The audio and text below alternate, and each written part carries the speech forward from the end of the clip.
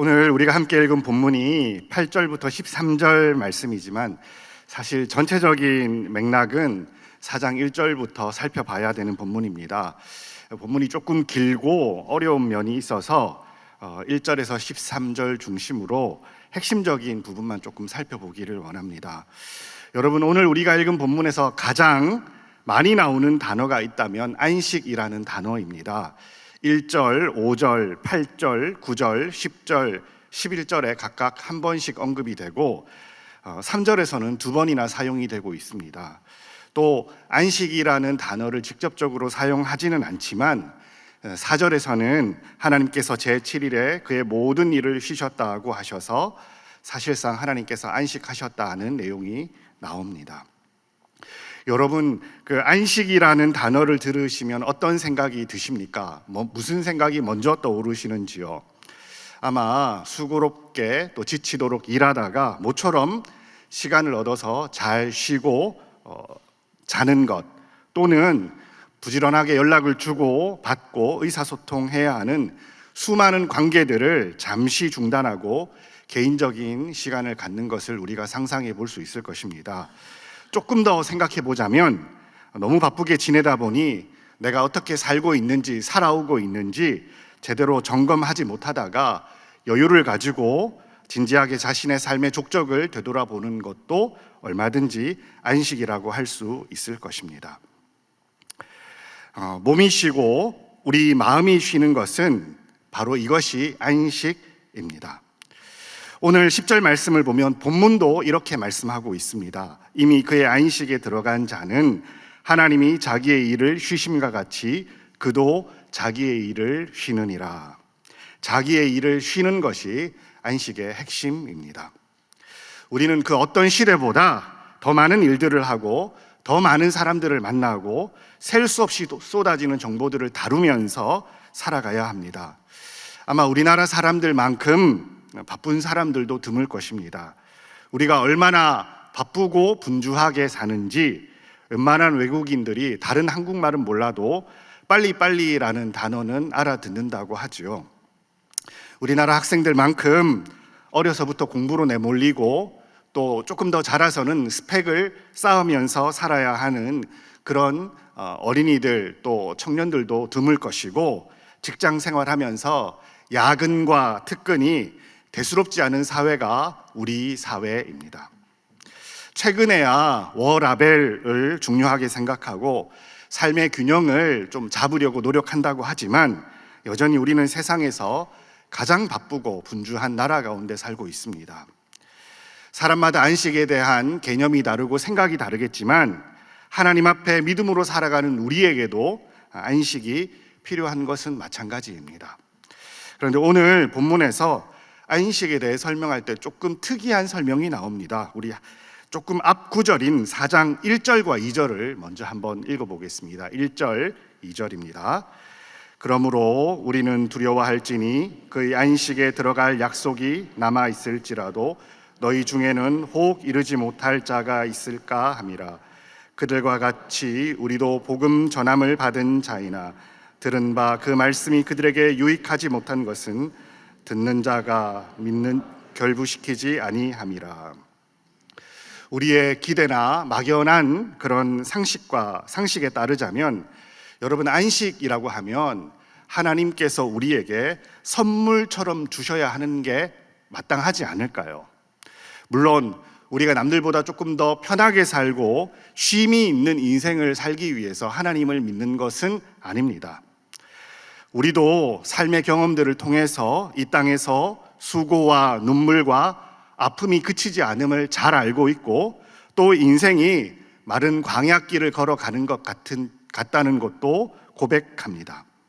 그러나 이런 인생길에서 하나님께서 우리에게 주시는 안식이 있다면, 하나님 때문에 경험하는 안식이라면 그 안식은 기쁨과 즐거움으로 받아야 하는 게 정상이 아니겠습니까?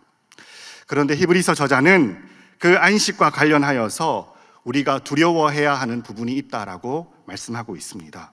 그리고 그 이유가 혹시 우리 가운데 하나님의 안식에 들어가지 못하는 자가 있을 수 있기 때문이라고 하는데 2절을 보면 하나님의 안식에 들어가지 못한 전례가 있다고 말합니다. 2절에서 이야기하는 그들과 같이라는 내용의 그들은 출애굽한 이스라엘 백성들을 지칭합니다. 하나님은 이스라엘 백성들을 출애굽시키시며 가나안 땅을 약속하셨죠.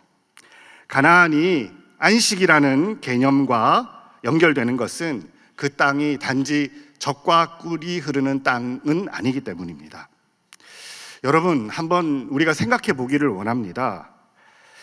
하나님께서 정말 이스라엘 백성들을 출애굽시키시고 그들에게 쉼과 여유가 있는 안식이 있는 땅을 주기를 원하셨다면 그들에게 가나안의 산지로 올라가라라고 말씀하시기 전에 가나안에 살고 있는 그 많은 이방 족속들을 다 미리 정리하시고 올라가라고 하셔야 되는 것 아니겠습니까?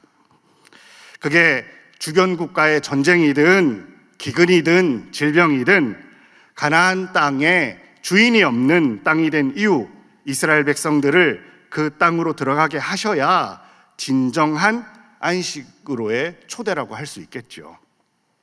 한편으로 우리는 쉽게 하나님의 말씀에 불순종한 이스라엘 백성들을 비판하고 정죄하지만 사실 우리가 그 자리에 있었어도 그들과 다른 결정을 할 수 있었겠습니까? 여러분, 400년이 넘는 시간 동안 이스라엘 백성들은 애굽에서 살면서 노예로서 정체성을 가지고 살았습니다. 지푸라기와 진흙을 가지고 벽돌을 구워내고 이집트의 크고 작은 돌들을 떠서 피라미드와 여러 건축물들을 건설하는 일들을 했었습니다. 그렇게 강제 노역에 동원되던 이스라엘 백성들이 어느 날 기적적으로 홍해를 건넜다고 일순간 전쟁을 치를 수 있는 정의 강군이 되는 것은 아니지 않겠습니까?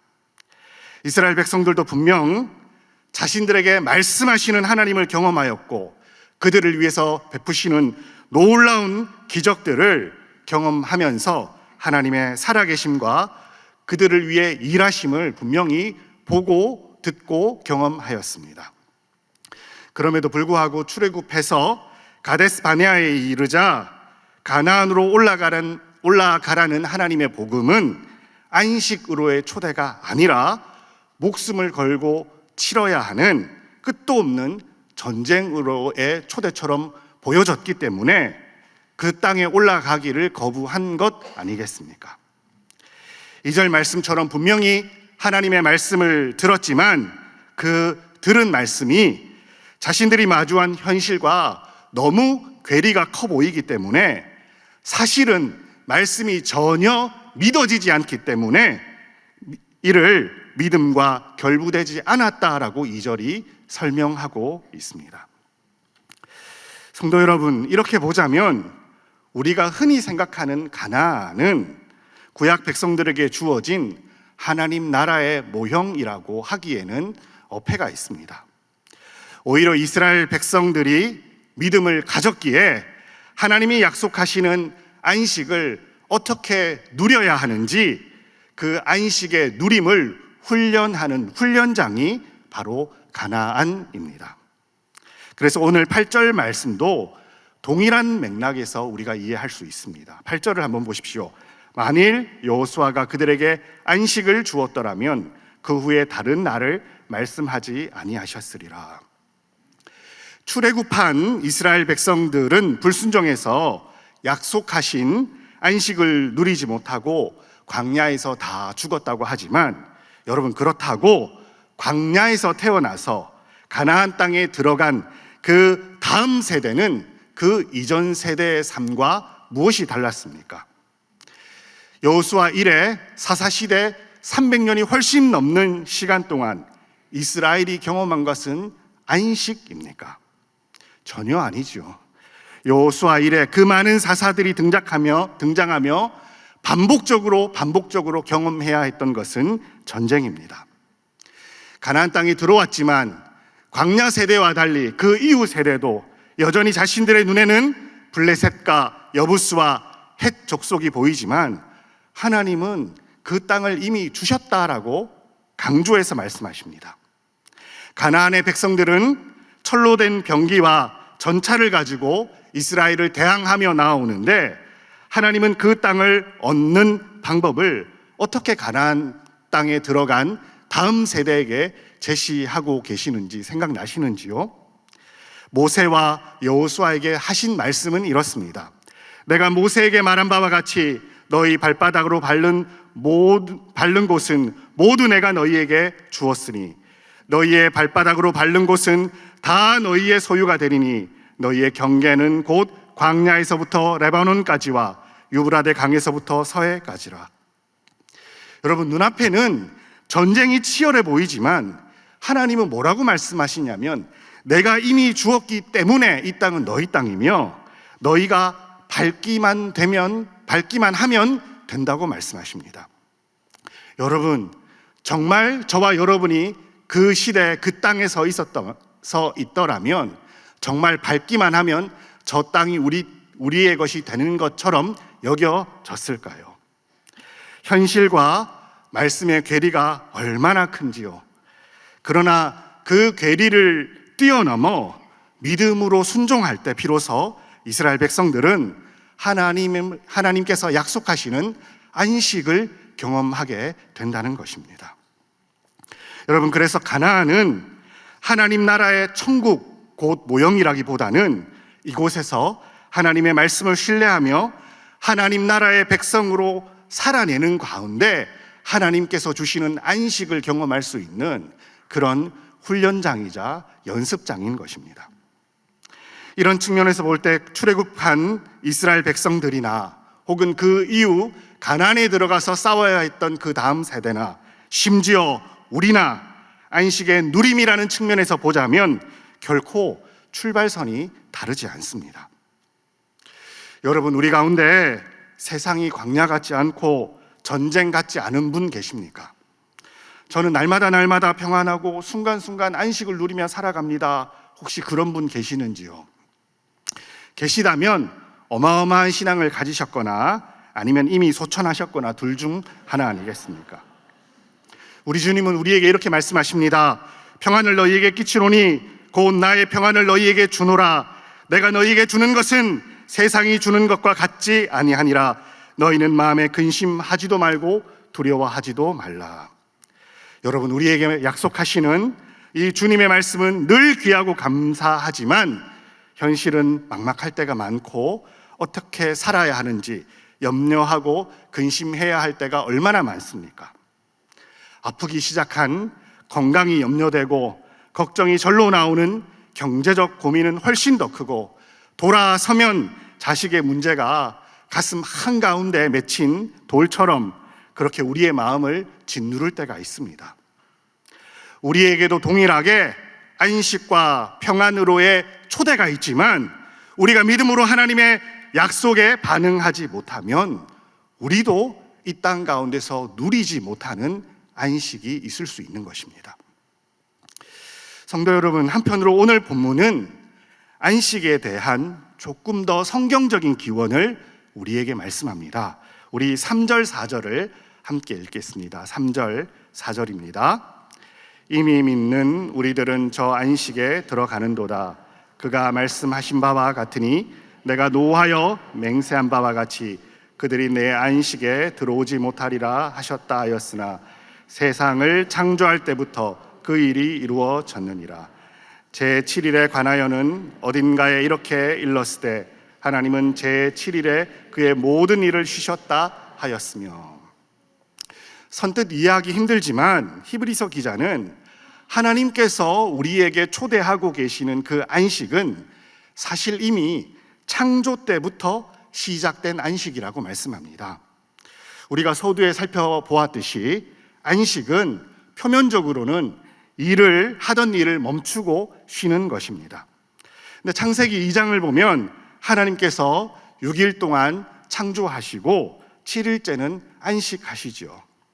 하나님께서 6일간 세상을 창조하실 때 저녁이 되고 아침이 되니 하나님 보시기에 좋았더라는 말씀이 반복하여 나옵니다. 그런데 제7일에는 이 저녁이 되고 아침이 된다는 표현이 따로 없습니다. 또 하나님께서 이렇게 제7일 안식일 이후에 다시 일하신다고도 말씀하지 않으셨습니다. 마치 6일의 창조를 마치시고 7일 이후에는 계속적으로 안식하고 계시는 것처럼 얼마든지 이해할 수 있는 것입니다. 그래서 히브리서 기자는 오늘 본문 3절에서 하나님께서 취하신 이 안식이 창조 이후 7일째 일시적인 상태가 아니라 영원히 지속되고 있는 안식의 상태라고 우리에게 설명하고 있는 것입니다. 저와 여러분이 이해하기 조금 어려울 수 있지만 하나님의 안식은 창조의 6일 후 7일째 단회적으로만 이루어진 것이 아니라 그 이후 계속되는 안식입니다. 우리는 물론 하나님이 안식 가운데 계신다는 표현에 대해서 많은 질문들을 할 수 있습니다. 아니 그러면은 그 7일 이후로 하나님께서 일하시지 않고 우리의 구원을 위해서 아무것도 하시지 않으셨다는 말인가요? 하나님은 창조 후 자연 법칙과 우리가 다 알지 못하는 영적 세계의 질서를 만들어 놓으시고 세상이 운영되도록 그렇게 세팅해 놓으시고 휴가를 떠나신 것이 아닙니다. 오히려 하나님은 모든 창조에 부족함이 없고 흠이 없어서 다시 무엇을 창조하시거나 일하셔야 할 필요가 없이 영광의 보좌에 계신다는 말입니다. 심지어 죄가 세상에 들어온 이후 인간의 범죄함 때문에 하나님께서 세상이 다 망가진 것을 보시고 다시 수리하시기 위해 동분서주하시지도 않는다는 말입니다. 그래서 이사야 선지자는 하나님께 대해서 이렇게 말씀합니다. 나는 하나님이라 나 외에 다른 이가 없느니라. 나는 하나님이라 나 같은 이가 없느니라. 내가 시초부터 종말을 알리며 아직 이루지 아니한 일을 옛적부터 보이고 이르기를 나의 뜻이 설 것이니 내가 나의 모든 기뻐하는 것을 이루리라 하였노라. 하나님의 주권은 의심할 여지 없이 확고하고 그 원하심대로 창조하셨기 때문에 비록 인간의 범죄함으로 죄가 세상에 들어오지만 하나님께서 누리고 계시는 그 본질적인 안식에는 전혀 인간의 죄가 영향력을 끼치지 않는다는 말입니다.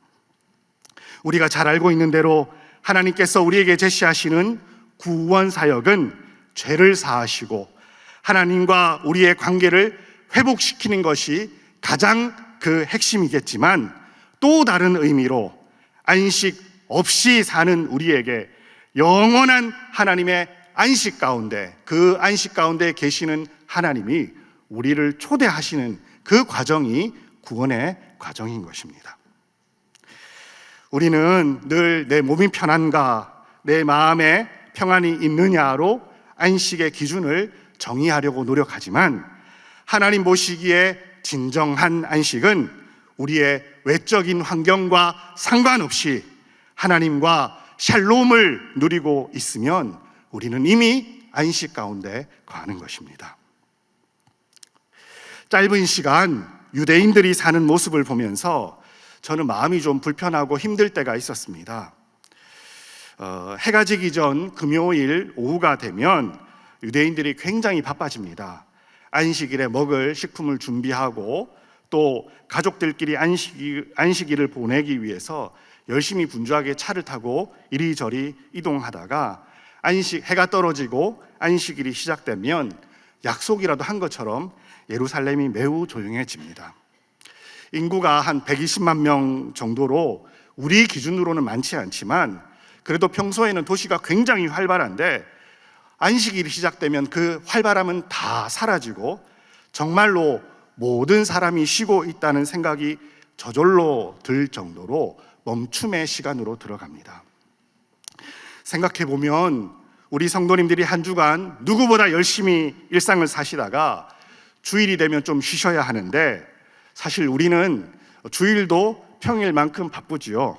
그래서 예배를 드려야 되고 또 찬양대로 섬겨야 하고 주일학교 교사라도 섬겨야 하고 주중에 가지지 못한 여러 주제들을 가지고 주일에 모여서 회의도 해야 합니다. 그래서 드문드문 구약만 가지고 우리 주님도 인정하지 않는 유대인들보다 우리가 못한 안식을 누리고 있지는 않는가 그런 생각이 들어서 마음이 불편하곤 했었습니다. 성도 여러분, 우리도 몸이 쉬고 마음의 여유가 필요하지만 우리에게 있어서 진정한 안식은 일상 가운데 내가 주인되어 살아내던 그 모든 일들을 멈추고 내 인생의 주인이 하나님이시며 그 하나님이 우리의 아버지 되시며 내 삶을 책임져 주신다는 그 사실을 다시 한번 확인할 때 비로소 그 포인트에서부터 다시 안식이 시작되는 것입니다. 출애굽한 이스라엘 백성들 가운데 안식일에 만나를 줍기 위해 광야로 나간 사람들이 있었죠. 날마다 만나를 주시겠다 하는 하나님의 약속이 분명 있지만 혹시 이 안식일이 지나고 내일 만나가 내리지 않으면 어떡하지라는 믿음 없음과 하나님이 준비해 주시는 것이 아니라 내가 애써 모으고 준비해야 광야에서 살아갈 수 있다는 생각이 있었기 때문에 나가지 말라는 안식일에 광야로 나갔던 것 아니겠습니까? 살아남고 성공하고 더 많이 누리기 위해서 세상 사람들에게 쉼은 뒤처짐을 의미하고 안식은 사치일 수 있습니다. 그러나 우리는 살아냄을 멈추고 하나님 앞에 우리를 다시 점검하는 시간이 반드시 필요합니다. 그래서 우리가 바쁜 한 주간의 삶을 살아내고도 열심을 내어 예배에 참석하는 이유가 또 주일이라는 날을 구별하고 시시때때로 기도와 말씀으로 하나님 앞에 서는 것은 우리에게 주신 안식을 우리가 점검하고 그 안식이 여전히 유지되는지 확인하기 위하여 반드시 필요한 일들입니다. 우리 마지막으로 12절과 13절 말씀을 함께 읽겠습니다. 12절, 13절입니다. 하나님의 말씀은 살아있고 활력이 있어 좌우에 날선 어떤 검보다도 예리하여 혼과 영과 및 관절과 골수를 찔러 쪼개기까지 하며 또 마음의 생각과 뜻을 판단하나니 지으신 것이 하나도 그 앞에 나타나지 않음이 없고 우리의 결산을 받으실 이의 눈앞에 만물이 벌거벗은 것 같이 드러나느니라. 여러분, 이 말씀 너무 잘 아시고 또 많이 사랑하시는 말씀이시죠? 뭘 잘 외우지 못하는 저도 고등학생 때부터 외우고 있는 말씀입니다. 이 두 절의 말씀만 딱 떼어서 우리가 얼마든지 묵상할 수 있지만 오늘 본문 이어지는 사실은 이 히브리서 3장부터 이어지는 맥락 가운데서 이 말씀을 마지막으로 짧게 살펴보기를 원합니다. 여러분, 살아있고 활력이 있으며 날이 서 있는데 한쪽만 아니라 양쪽에 날이 서 있는 이 하나님의 말씀은 우리와 어떤 관계가 있으며 과연 어떻게 쓰여져야 마땅할까요? 우리가 하나님의 말씀을 사랑하기에 우리 삶을 대적하는 악한 영들에 대해 말씀을 사용하여서 무찌를 수 있다는 말일까요? 에베소서 6장에서 영적으로 준비되고 싸우기 위하여서 우리가 하나님의 말씀의 검으로 무장되어야 한다 이렇게 이야기하지만 오늘 본문에서 이 양날이 선 하나님의 말씀은 다른 방향을 향해서도 얼마든지 쓰여질 수 있다고 우리가 이해해야 합니다. 칼자루를 쥔 분은 우리가 아니라 하나님이시며 찔리고 쪼개어져야 하는 대상이 악한 영들이 아니라 우리의 혼과 영이 되어야 됩니다. 영원한 안식으로 초대하고 계시지만 우리의 믿음이 말씀과 결부되지 않고 우리가 받은 바 복음에 순종하지 않는 모든 인생이 하나님 앞에, 하나님 말씀 앞에 벌거벗은 것처럼 드러나기 위해 하나님의 말씀이 우리 가운데 역사하십니다. 은혜로 구원받았지만 여전히 변화되지 않는 우리 인생을 고치시고 변화시키시기 위해서 하나님은 말씀이라는 메스를 들어서 우리를 대수술하십니다. 저는 아직 살면서 아주 큰 수술을 받아본 적은 없습니다. 그런데 아주 어릴 때부터 잘 때 숨을 잘 안 쉬는 수면 무호흡증이 심하고 부수적인 결과로 코를 굉장히 심하게 고는 증상이 있어서 결혼하고 몇 년 후에 이렇게 진찰을 받은 적이 있습니다. 결과가 코 안쪽 한 곳이 한쪽이 거의 막혀 있다고 해서 코 한쪽 비강을 넓히는 시술을 받았던 적이 있습니다. 당시에 무슨 이유에서인지 전신 마취를 하지 않고 부분 마취를 하고 시술을 했었는데 정말이지 너무도 힘들었던 기억이 있습니다. 코 안쪽을 바늘과 또 날카로운 도구들을 이용해서 계속 찌르고 살을 잘라내다 보니까 피는 계속 흐르고 피가 너무 많이 이렇게 쏟아져 나오면서 나중에 숨을 제대로 못 쉴 수가 없어서 이러다 내가 시술 받다 죽는 것 아닐까 이런 생각이 저절로 들었습니다. 거기다 시간이 흐르면서 마취가 풀리기 시작하자 나중에는 정말 그만해 주세요 이렇게 생각이 저절로 나왔지만 입을 벌리고 있었기 때문에 말은 하지 못했었습니다.